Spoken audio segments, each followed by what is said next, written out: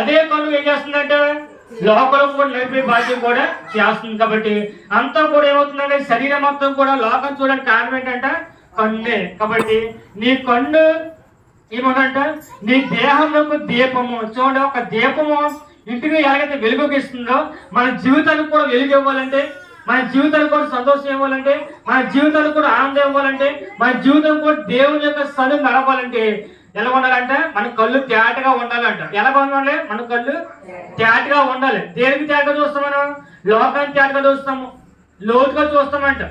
ఎందుకు లోతుగా చూస్తామంట అంటే అది కనిపించేంత వరకు కూడా లోతుగా చూస్తాం. కానీ లోతుగా చూడవలసింది, తేటగా చూడవలసింది పాపాన్ని కాదు, కానీ దేవుని చూడాలంటే వాక్యాన్ని వైపు మనం లోతుగా చూస్తాము, లోతుగా గ్రహించుకుంటాము. దేవుని యొక్క మాటలు మనం లోతుగా గ్రహించుకుంటాము.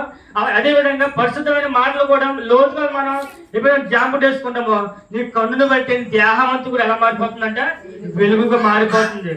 ఈ లోకంలో సూర్యుడు లేకపోతే ఈ లోకం వెలుగు ఉంటుందా? ఉండదు. ఒక సూర్యుడు లేకపోతే వెలుగేంటో చీకటేంటో అని తెలియదు. అదేవిధంగా గుడ్డివాడి కంటే పగలో ఏదో చీకటి ఏదో, ఏ వస్తువు ఎక్కడ ఉందో, ఏ వస్తువు ఎక్కడ దొరుకుతుందో, ఎలా వాడుకో ఎలా వెళ్ళాలో తెలుస్తున్న గుడ్డివాడికి తన జీవితం అంతా కూడా ఏమవుతుందట ఎప్పుడు తెల్లారుతుందో ఎప్పుడు చీకడుతుందో తెలుస్తుంది. కానీ గుడ్డివాడికి ఏం తెలుస్తుందంట చీకటేదో వెలుగేదో. తన కళ్ళు మోస్తే ఏం కలుగుతుందంట అంతా కూడా చీకటే. కాబట్టి ఈ లోకంలో కూడా ఏమవుతుందంట ఈ లోకమంతా కూడా చీకటి కమ్మి ఉంది. చీకటి అని అర్థం ఏంటంటే పాపము.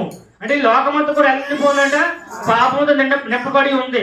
కానీ ఇక వాక్యం తెలుస్తుందంటే నీ దేహంలో దీపం కంటే కనుక నీ కన్ను తేటగా ఉంటే నీ దేహం అంతా కూడా వెలుగై ఉండును.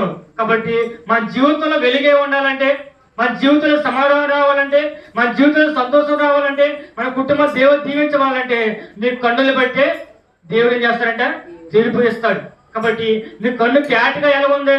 పాపాన్ని చూడడానికి తేటగా ఉందా? లేకపోతే దేవుని యొక్క సన్నిధి కానీ దేవుని యొక్క వాక్యం చూడడానికి తేటగా ఉందా? కాబట్టి చాలా మంది వాక్యం వినడానికి కన్నులు ఆలోచిస్తారు, కానీ ఆ కన్నులు ఏం చేస్తుందంటే లోకం వైపు చూడడానికి, ఎక్కడ అన్యాయం జరుగుతుందో, ఎక్కడ తప్పు జరుగుతుందో అక్కడే చూస్తూ ఉంటారంట.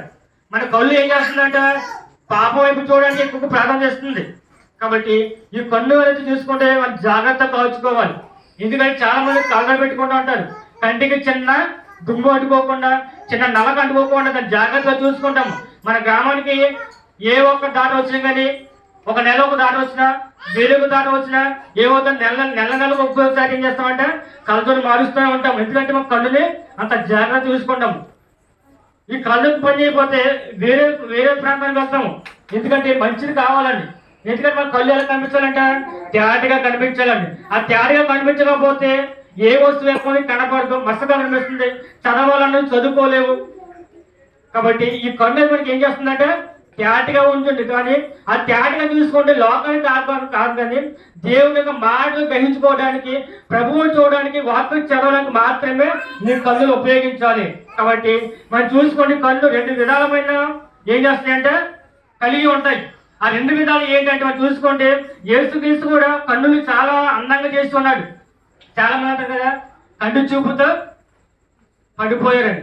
ఇందాక మాట ఎప్పుడన్నా నిజమే, కంటి చూపు పడిపోతారు. కానీ ఆ కంటి చూపుతోనే రేపు దినాన నీ మరణానికి కూడా దారి తీస్తుంది.